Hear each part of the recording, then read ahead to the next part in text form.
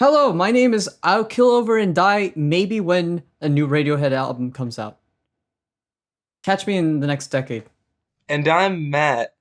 This week, we're discussing Slippery When Wet by Bon Jovi. I'm gonna need a couple drinks of water after that.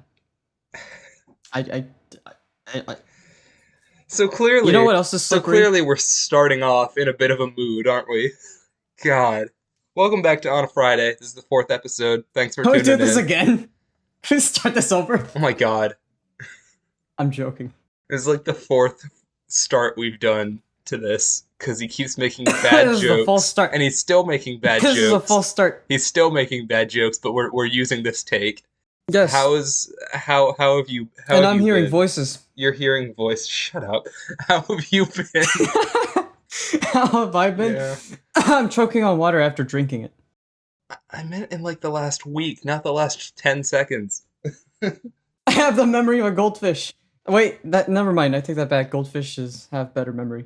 Okay, what have I been doing? Well, I have had apartment repairs over the past week, and it has been atrocious. I absolutely loathe this place. I love living in a dumpster. Anyway, I'm hoping to get some guitar picks soon because Rocksmith Plus. I've got registered for the beta. Really want to play it. Ubisoft, hit me up, please. Anyway, Hell yeah. yeah. How have things been with you? Pretty good. Pretty low key week I've had. I got paid a visit like middle of the week at 12:30 at night by a friend who just pulled up in front of our driveway and asked me if I had any soda. So I brought him out a soda, talked to him for a bit, and then he left. But it was Amazing. a good time. Hadn't seen him in a hot minute. I think he might be listening. So shout out to you if you're listening. And what else? More. We have listeners? We have listeners. On a Friday has listeners. I'm not scared anymore. My social anxiety's gone. Hell yeah. You hear that, people? I'm not scared of you. Or am I? Anyways, let's do some music news because I let's do some music news. Well, alright. Here's the news. Solo including step... Oh, wait. This is my commission sheet. Anyway, Gaspard... I can't pronounce his name. Anyway, one half of the duo of Justice says new Justice record in the works. I can't say his name. Street Vincent says nothing, but releases a sad but true Metallica cover. I'm sorry. Do you say Street Vincent? It says St. Vincent. That's Saint Vincent. Street Vincent. Oh my god. Listen, Hey, listen, I'm a poser, okay? Clearly. God. Hey, I was just, I don't even listen to Saint Vincent and I know that. My news is pulled as... Listen, the way I pull news is very much of a random number generator, okay? You see ST in front of somebody's name and you think it means street. Yeah, I do. We know which one of us was raised in a church, apparently. And it wasn't you. I was raised outside. Great. All I know is how to dodge the cars when I'm jaywalking. Anyway, Killers say that their 8th album has a good start. Whatever that means. Modest Mouse released The Golden Casket last week. Bands and artists call for an overhaul of post-Brexit touring rules. Yeah, I've heard And Elton John's been talking about that a lot. Trying to get some like laws passed because it's been rough. I don't know how bad it is. I haven't... Okay, this is probably the first time that it's been like brought up in a point where like I see it now. Yeah. Like I knew that post-Brexit was like the whole idea behind Brexit was bad. Yeah. But I didn't know it was this bad. Like if to the point where like even artists are like having problems touring. Yeah. And COVID certainly didn't It's help. like it just sounds like it was Europe and the UK, right? Yeah, pretty much. I feel like the UK is a dead zone now for artists. I don't. For touring at least. I I don't want to agree, but you do make a point because I feel like there's still plenty of like English artists that are still like being successful and popular, but I think a lot of them like had their start like pre-Brexit and now most of their tours happen outside of the UK because it's, I guess, harder to book since they're not part of the EU. I don't know. But yeah, I can I imagine have no idea, that but complicates things. I I think, just feel like this is an unfortunate thing all around for oh any yeah. musician. Men I Trust announces new album and tour of the Untourable album. Also, let me know when pigs fly because apparently this album also taught me that pigs do fly. Sorry, do you say they're touring for the Untourable album? Yes. Okay. You know, I've heard Untourable albums before, live, apparently. So, how is this one any different than the other ones that came before it? Because I it's wonder. literally called the Untourable album. I mean, I guess the name is as good as its band, Okay. whatever that means. Okay. All right, Matt. What do you have? What do you have for the news? What do I have? Oh boy. Well, Avril Lavigne posted her first TikTok, and it features Tony Hawk for some reason. Oh, I saw that one. I saw that one. I saw Had that Skater one. Boy in it. It's I hilarious. saw that. Journey released a new single called The Way We Used to Be. Doja Cat released a new album called Planet Her. I've heard it. It's pretty good. It's all right. I like about half the songs on it. Pretty good. Between the Buried and Me announced their 10th studio album, Colors 2. Lady Gaga released Born This Way, the 10th anniversary edition, and it's pretty damn good if I do say so myself. Born This Way is 10 years old. It's 10 years old. Congratulations, you finally graduated at third grade. Is that how old Fourth, you are? Yeah, fifth. about Jesus. Jack Black of Tenacious D and also of acting performed a parody of Frank Sinatra's "My Way" on the finale episode of the talk show Conan. I watched the finale. It was a good time. They're very funny. I remember seeing Conan's last, like, was it monologue or something Yeah, on YouTube? I saw it in my recommendations and never saw it. I've been meaning to get around to it. you should, and you should listen to Jack Black's parody of "My Way" because it's funny. Ed Sheeran released a new single and video for the song "Bad Habits." There was a Kiss biography documentary thing that aired on the TV channel A&E. It was called Kisstory, and it was a 2 night event. Both nights were 2 hours. Watched it with my parents. Very very good. Very very informative. I thought I knew everything about Kiss, but there were some things I didn't apparently, and it was a good time. Halsey announced her fourth album, If I Can't Have Love, I Want Power, and it will be produced by Trent Reznor and Atticus Ross, and it was announced What? via a billboard. What the fuck? Yeah, Wait, who was that again? Trent Reznor and Atticus Ross. No, no, no, no. I mean Halsey. the. Jesus, what the? Yeah, it's a Okay, weird combo. I've never been huge on her music, but I'm kind of curious how that's gonna turn I've out. never heard that person's music before, It's all right, but the fact that Trent Reznor and Atticus Ross are producing it makes me wonder what the hell's happening. honestly.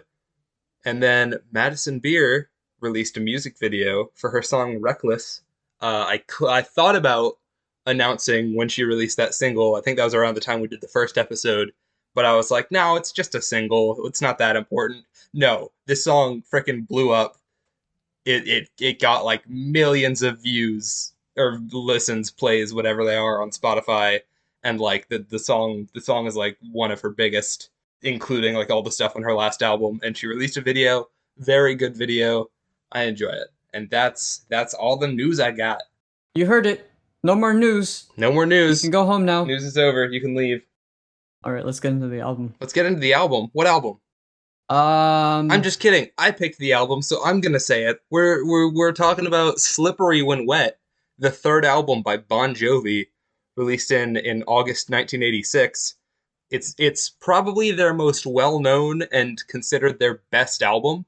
It's the best selling Bon Jovi album. It was the top selling album of 1987, certified 12 times platinum, and it's still in the top 100 best selling albums in the U.S.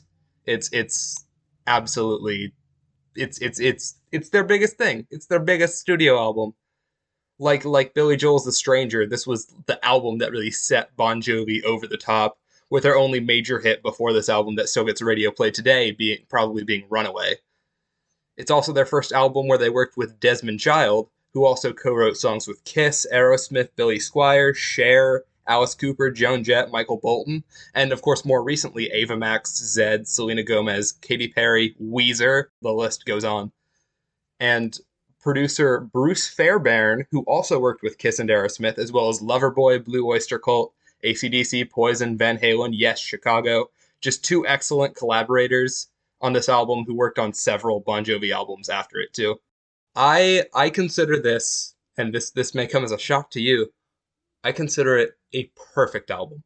10 out of 10, no skips. Every song is a banger in my opinion. Oh no. Oh no. That's ominous. Yeah. I love Bon Jovi. Why don't they have a radio station dedicated to Bon Jovi? I absolutely adore Bon Jovi's work. And after I listened to this album, I listened to the rest of his albums with my power off and with some earplugs. Just because I wanted to get closer to the music. In fact, I started a ritual circle. I started drawing one with my own blood. Was it a heart and dagger? I only had a razor. Oh boy. I did not see John Jovi, whatever the fuck his name is. But I really hope I died that day, and I didn't. So here I am. Bon Jovi was the second artist I ever listened to the full discography of back in like 2016, 2017. And I actually listened to all of their albums backwards. So this was like one of the last albums I got around to since it was their third album. And the thing is, there are like other Bon Jovi albums that get close to being perfect in my eyes, like Keep the Faith and This House Is Not For Sale. But there was always like one or two songs that held them back for me. Not here. I like every single song on this album. And I picked it because I was thinking about it recently after my beach trip a couple weeks ago, where one of the Ohio families started playing songs from this album while hanging out at the hot tub. So this one's for you if you're listening, and also for me because I was itching to listen to the rest of the album again. Do you have any introductory thoughts on it? No, I don't. Okay, then let's frickin' track by track this boy. Let's as they say, let's let it rock. Let's let it rock. That's the first track. I love the intro to this song. I think an organ solo is like an excellent way to start the album. And I also love I love a memorable like lyricless chant at the start of a song. The whole like whoa part. And I also think this song has like one of Bon Jovi's best like pre-choruses ever. It's got a call and response. It goes a cappella with only the drums right before the chorus hits. It rules. I saw a small spider near my finger, and that held my attention more than this song. I'm not even scared of spiders. Also, what is up with the organ solo in the intro? Organ solo. I heard what sounds like a quick mistake in that like intro solo, organ solo, where the keyboardist like pressed on one of the notes by accident. I heard that. I didn't really care for the song. It says it sings like a rock. Wait, what the fuck did I write down? It sings like a rock. Sinks like a rock. Oh, sinks. Yeah, sinks like a rock is actually a pebble. That's rude. The song also has one of my personal favorite like rock tropes ever in its chorus, where like the lead vocals and backing vocals are like singing the same lyrics but at different times, which also almost gives that call and response effect. And I'm gonna say it now, so I don't have to say it for every song. Richie Sambora does some of the best lead guitar solos in this whole genre of music. Like this applies to all the songs on the album, all their Bon Jovi songs. Richie Sambora just makes he does great lead guitar work. It's awesome. Anything else on that? No. Okay, then let's get into track 2, the first single, "You Give Love a Bad Name." Not to be confused with the song "Shot Through the Heart," an entirely unrelated song from their first album. Shot Through the Heart is a much more enjoyable song. You haven't listened to "Shot Through the Heart"? Yeah, I have. Really? You've listened to "Shot Through the Heart" from Bon Jovi's first album? It probably is a better song than this. You really don't like "You Give Love a Bad Name"? No, I don't. I don't like the song. I've heard it too often, and I'm not gonna even claim that that's the reason for me not liking it, because even if I did like it, I wouldn't care about it if I liked it, okay? I wouldn't care how overplayed it would be. No, I skipped this, and I would switch to a pop station because sometimes the pop station has better music. And the 80s cheese, I can hear it. I can hear the cheese, and I hate it. There is a lot of 80s cheese. This song gives love a bad name. Wow.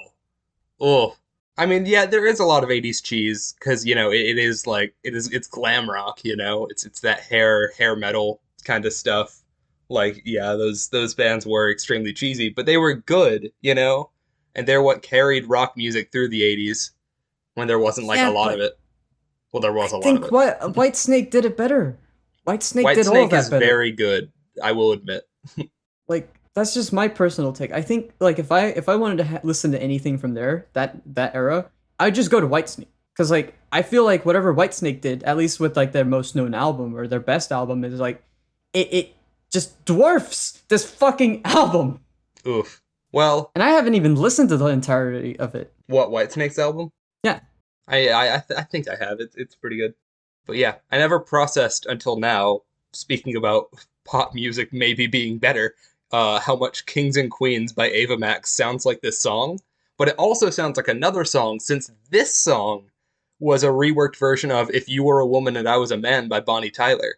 But it's not like they're all like rip-offs of each other because Desmond Child has writing credits on all of them. So yeah, it was very much intentional that all three of those songs sound the same. But yeah, this song has another rock trope that I love. Acapella intros, possibly one of the most iconic song intros of all time, in my opinion. And the same motif comes back in the bridge with just the chorus vocals and drums, and it's just as good there. And it has a fantastic outro.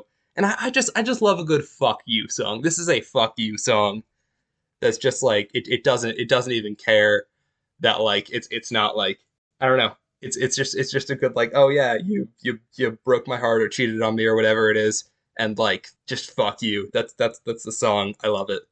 And I also think You Promised Me Heaven, Then Put Me Through Hell is like one of my favorite lyrics ever.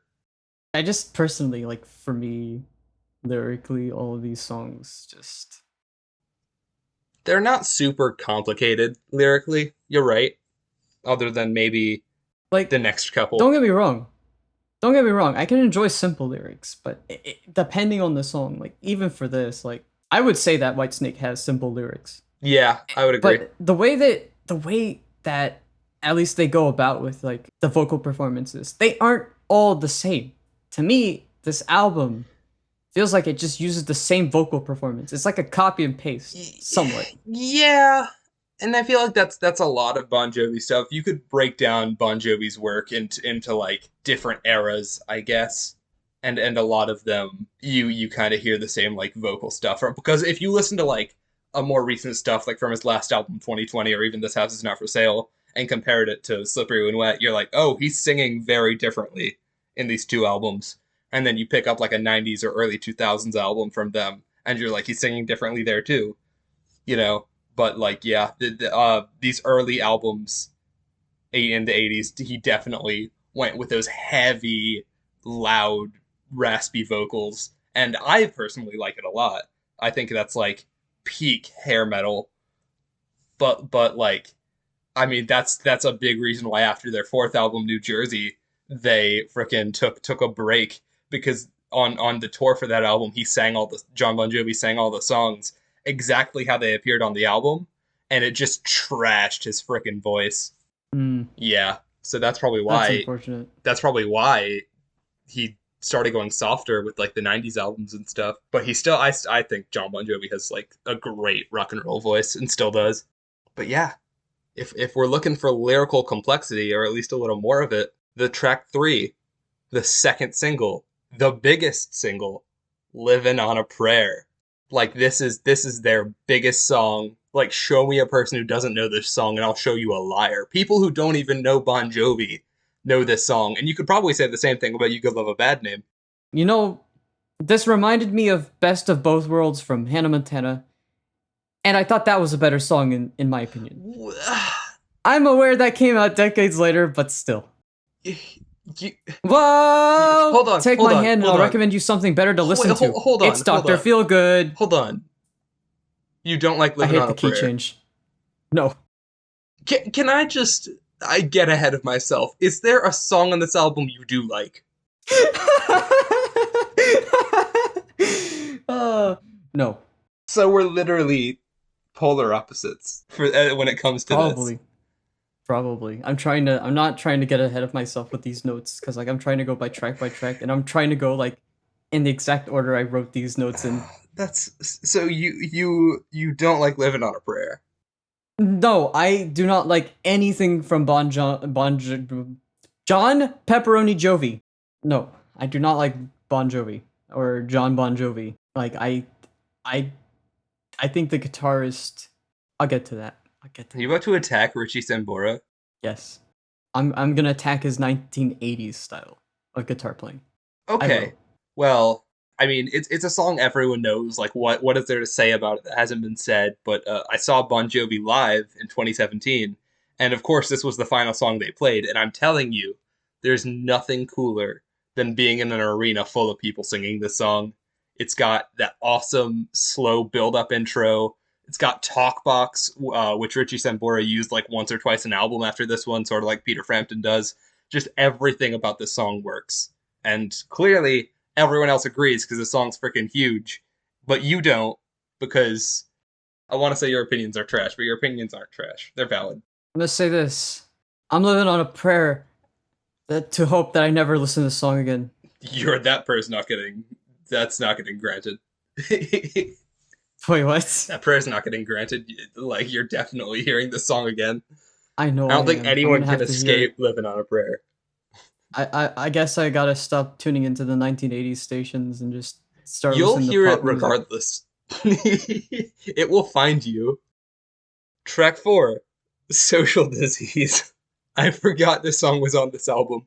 If the song was played on repeat, I think it would repel COVID. You know what? The guitar solo is good. Oh, a compliment. I swear to God, I'm listening to this album and I'm exhausted at how pointlessly bombastic it is. It's not pointlessly bombastic, it's necessarily bombastic. I'm tired of how loud it is. It And is it doesn't very matter loud. how it was mixed or mastered. I don't think it is a product of its time either. Because I feel like, in general, if I listen to this album in the 1980s, it'd probably still be as loud as it is. And that hurts my soul. I mean, not to keep bringing up your frickin' Whitesnake comparison. Whitesnake is also loud. It is, but even their softer songs don't sound the same. Well, I will say one thing, not to fully get ahead of myself. Yeah, I know, There, I know that it doesn't fit perfectly because there is one song in this album where, yeah, yeah, but even with that one, and I'll get to that later. But like, there are not many soft songs on this album. But even the one or two that there are still have that same vocal delivery, and later Bon Jovi ballad songs don't. yeah, It's like, very much a byproduct of this album, you know. And yeah, really most early Bon, I'd say first four albums by Bon Jovi all have the same like 80s hair metal vocal effect because those were the ones from the 80s, but hit like Keep the Faith and it sort of switches things up. keep the faith. Do it. I keep my faith and never listen to it. God damn. I'll make you listen to it. So, how do you feel about the intro of this song? Which one? Social Disease. Social disease. I didn't write anything on the intro, But you actually. remember it, right? No. You don't remember the moaning? Oh, that! Oh God! No. I thought. Okay, I'm surprised I actually didn't write any notes on that. I thought it was in poor taste. In poor taste? What do you Like mean I in was like poor wondering why. taste? Why I should. Why would you want to include that in an album? Like, okay, listen, hear me out. This would work in under one condition. I feel like the condition that this entire album is in, and it goes for. Like, I get it. It's about literally like, as far as I've gathered, like relationships again, somewhat, and also maybe potentially like based on what I understand, reflecting on those periods of times when you were with someone. I would assume. Listen, I didn't go in thinking of too heavily about the lyrics, even though I did like check all of them I will for a brief say moment to a understand. lot of them are just about like having a good time. Like Let It Rock was just about having a good time. You Give Love a Bad Name was about like relationships. Living on a Prayer was about working class struggles in the 80s. Ignore what I said. But Listen, no, I will say this Social Disease is also like I guess about relationships to or just about the concept of love or whatever. well, okay, yeah. Well, I mean, okay. So my point originally was like, you give love a bad name, and then I tied this to like social disease, and then without love, and then fucking I die for you, never say goodbye. Like that's kind of where I'm coming Yeah, from. there are a lot of love themed songs going forward. But I mean, Shouldn't say that was the relationship era. wise. Relationship, sure, yeah. That was the era though. Like turn on classic rock stations, Yeah, even like White Snake, even White seven Snake. or eight in 10 songs you hear will be about relationships. Because I mean, even nowadays, that's just the easiest thing to sing about. It's the easiest I thing mean, to I feel write like and sing about. yeah, yeah. I mean, I feel like God. Well, I will want to say this though. Nobody has stopped writing like music about this kind of stuff either, even in modern day. It's just that the music, like the instrumentation, and the way that artists go about with it is like slightly changed. Oh, for But sure. other than that, like the idea of like love and then breaking up and that's it's been done before. It's been done before. All of it.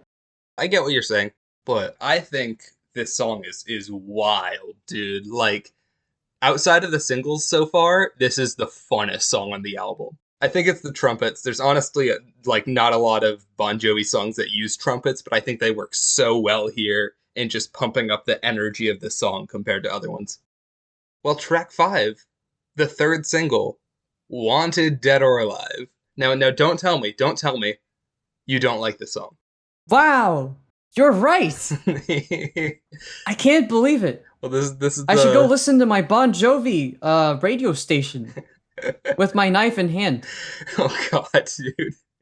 Well, this is the third song in the quote unquote the big three Bon Jovi songs, which would be this, You Give a Bad Name, and Living on a Prayer. Another great classic rock intro and outro. And how like the instrumentation picks up after this at the second verse, iconic. I love it. It was inspired by Bob Seger's song Turn the Page and has very similar themes about, life on the road. But like comparing that celebrity life to like being a cowboy on the run from the law is like it's such a cool concept and I think it's executed so well considering this is like decades before Bon Jovi actually tried to do country stuff in the mid 2000s. I think that like it's awesome the theming of it. I only remember the song because it was used in Scooby Doo 2. It was I'm used in not fucking Scooby Doo with you. too. What is this album sequencing? Why does this song feel like it goes on for an eternity? This album is 43 minutes, and I felt like I've already sat here for longer than that already. That's interesting. I feel like all the songs go by pretty quickly, I felt like it except this one. just led on over and over and over, and it felt like it was treading same territory. Like, I swear to God, if I had the multi-tracks to this, I can mash up the entire album into like a single song, and it would still sound like Bon Jovi Yeah, it because it is Bon Jovi. it But I guess there is a lot of songs on this album that do have that like samey effect, but like I think it works because like you can have albums like that where like every song sounds the same, but if even one of those songs is good, it makes all of them good, you know? you know, here's what I'll say: if I put this album on shuffle, I bet the shuffled one would be better. Interesting. They all sound the same anyway. Hmm. Like, there's only one soft song in this entire album. Like, how much worse would the shuffled one be compared to the like this album sequencing or the album sequence? Yeah. We will never know. Ooh. Well, side note, I've always thought it sounds like he's screaming "fuck" during the guitar solo, and now you can't unhear it. Track 6, Raise Your Hands. You know what? Whoa, what? Crush 40 did this better. Crush 40? Okay, okay. I'm so happy you said that because someday I really want to do a Crush 40 album on this. Uh, and I actually didn't think about that, but yeah, Crush 40 is like Crush 40 did what Bon Jovi was doing in the 80s in like the late 90s early 2000s and it was still just as good. I feel like I really do genuinely feel like Crush 40 did it better. I like Crush 40. It's, I guess I don't have anything to say to that other than I like Crush 40. That's all right. I don't really listen to Crush 40, but I do know their work, so Yeah. I just remember that whatever I do remember from Crush 40 far better than whatever Raise Your Hands is, in my Oof. opinion. Oof. The riff just keeps chugging. I am so tired. You know what? This entire album is just pinch harmonics, the album. If you're a guitarist, you'll know what I say. I don't. Also, the solo was okay. Oh, And I got really upset because there's a fucking goddamn crowd in this. yo, yeah, it's fake live. I was gonna get to that. How do you feel I, about fake live songs? ew. You? That is all I wrote. I think it's very difficult to make a fake live song work, but This one does not work. I I don't agree because I think it's another really fun song. I do think it works better in a live setting than as a studio song, which is interesting because there aren't really that many Bon Jovi live albums. But I think it's really fun. I actually saw a Bon Jovi tribute band called Slippery When Wet back in the 2019 beach trip down to Destin at AJ's Seafood and Oyster Bar, and they opened with this song, starting with the organ solo from the start of Let It Rock, and then they led into this song, Raise Your Hands. And like they were the real deal, genuinely capturing the look of Bon Jovi from the 2000s and actually playing deeper cuts than actual Bon Jovi did when I saw them in 2017. I absolutely ate it up, even if the rest of the crowd only probably knew the big singles. Hmm. Okay, yeah. I have respect for that cover band then. Yeah, I dig it. Not that when I saw Bon Jovi in 2017 it was bad. It's just they played a lot more. Slippery When Wet played a lot more like obscure stuff, like Raise Your Hands with the intro of Let It Rock. That sounds like it would be a little bit better than whatever I got. I feel like the intro would work with Raise Your Hands. Maybe. That's just my that's just how I'm interpreting it. Also, song's 4 minutes, but I feel like I've been here for 10 when I listen to it. That's what I wrote down in my notes. Yeah. Oh man, track 7, Without Love.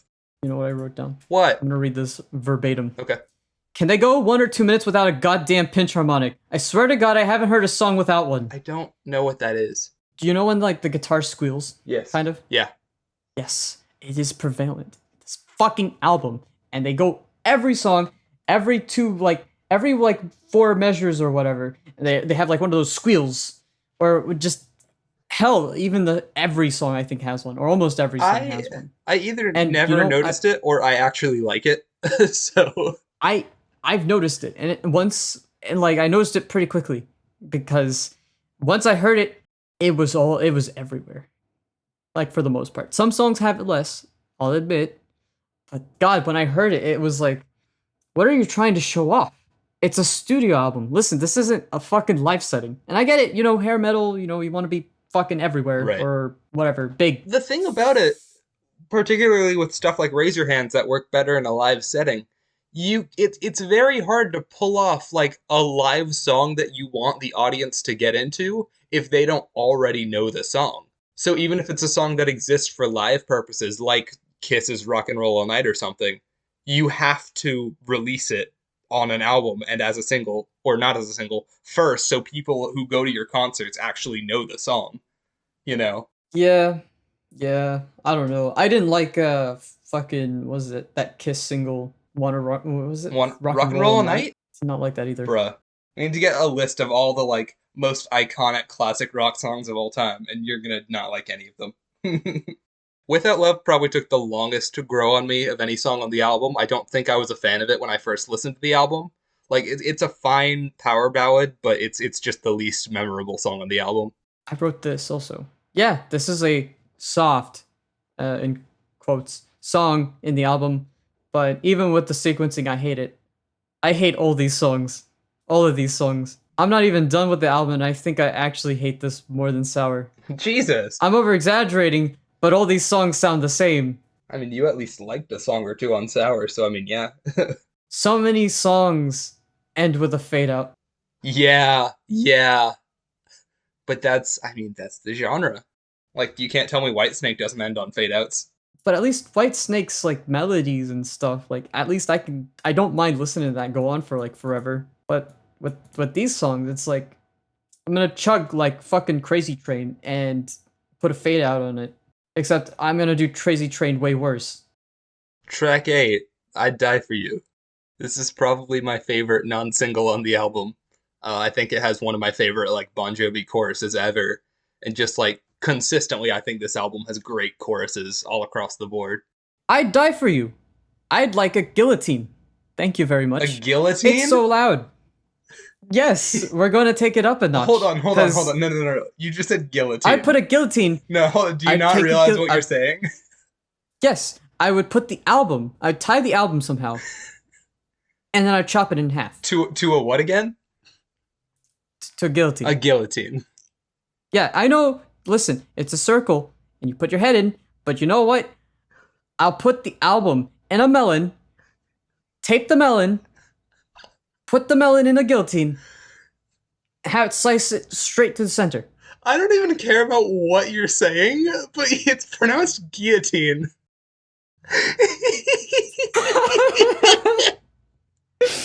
Oh, English. Like, I kept calling you out on it. Okay, listen. Like, yeah, I'm finally going to explain why I say things weirdly. I'm explaining it in recording.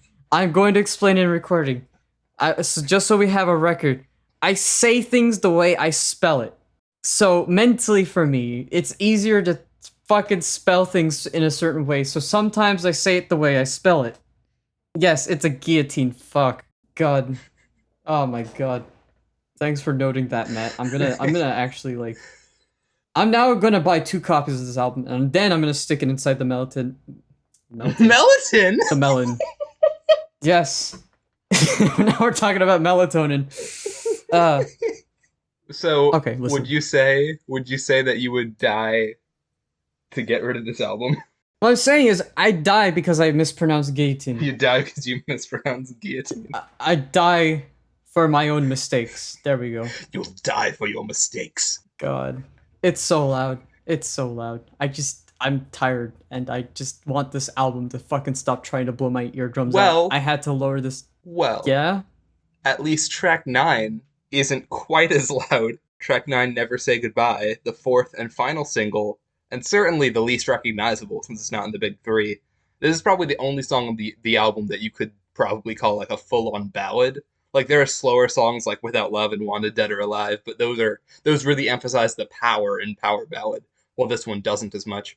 You know what I say? You know what I say? Yep. I can't wait to say goodbye to this album. There it is. I hate the drums.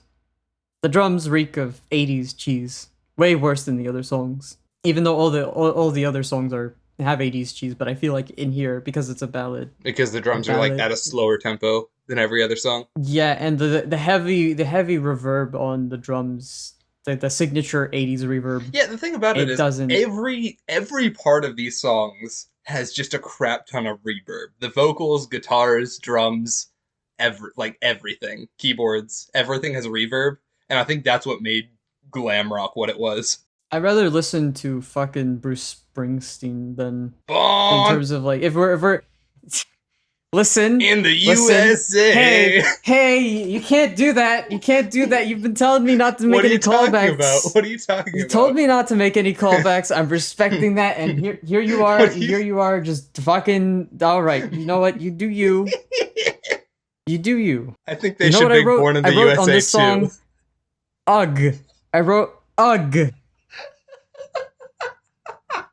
Come back next week for the next for the 1975 album. There's another song. What are you doing? Ugh is how I feel. The next album is the 1975 album. I like it when you sleep for You Are So Beautiful. I don't fucking remember. Are you being Who the serious? fuck Is that names what these we're albums doing? so long? No. What are you talking about? I wrote ugh. Ugh. So I thought it'd be funny. Oh, okay. This song. I'm sorry. I'm doing a bit. Okay. Yep. I'm doing a bit. I guess I on. deserve that since I did a bit. Yeah, this song, I feel like it gives me nostalgia for things that I didn't experience. And I love the escalation of John's vocals at the second pre-chorus. I just love how the song, like, even though it's a full-on ballad, it builds, you know? Because, like, later Bon Jovi ballads stay ballads the whole time. This one freaking builds. And so did freaking Wanted Dead or Alive. Don't know if I mentioned that. But yeah. I too like watching paint dry.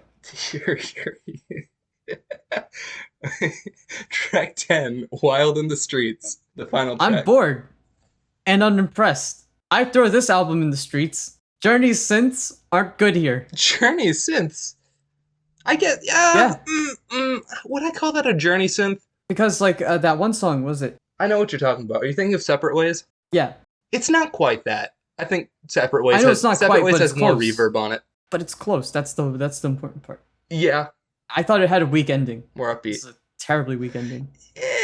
The thing, I like this song. I think it's a really good closing track for this kind of album, but it doesn't really do much to set itself apart from the other faster songs on the album, like Raise Your Hands and Let It Rock.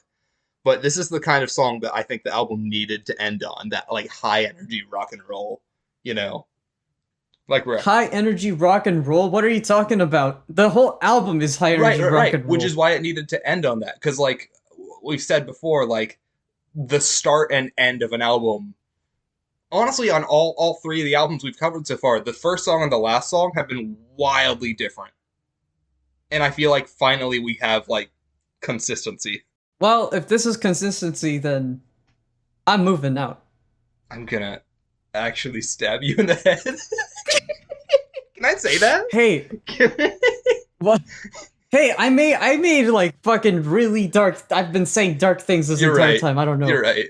So, listen. I made the fucking razor a knife in the second half, and then I made it a guillotine. And now Sorry, say it again. Just say the word again. A guillotine. Guillotine. Okay. A guillotine. Making sure. I was close to fucking it up. Okay. Listen. And now you know what I'm gonna make it. What are you gonna make? I'm gonna make it a shard of glass made out of this album. That feels like a downgrade. It is a downgrade, but in some respects, if I stab myself with it, I won't have to see it. Okay. Anyway, welcome to the next. Final thoughts on the album. Was that your final thoughts, or do you have My final thoughts in the album is if I had a theoretical voodoo doll and a piece of this album, I'd throw the piece away, keep the voodoo doll. Voodoo dolls are cool, and also if you only had a piece of the album, it probably wouldn't play. So I mean, yeah.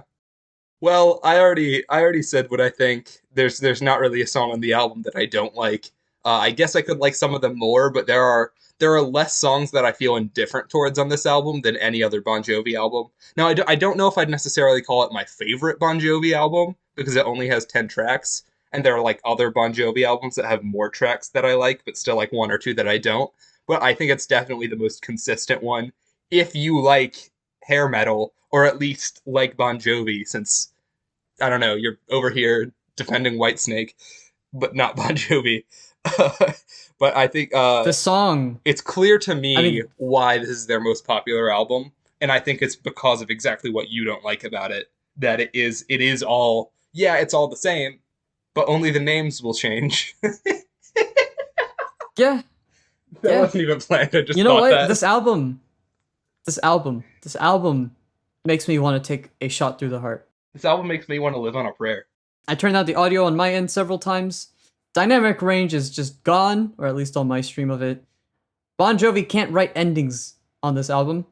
The producer's favorite tool is the fader, and I'm so tired of the album. All the songs sound the same. I hope I never hear anything like this again. I didn't find anything redeeming in it, aside from that one guitar solo, I guess. I'd die for this album. This album's a social disease. Your hate is a social disease.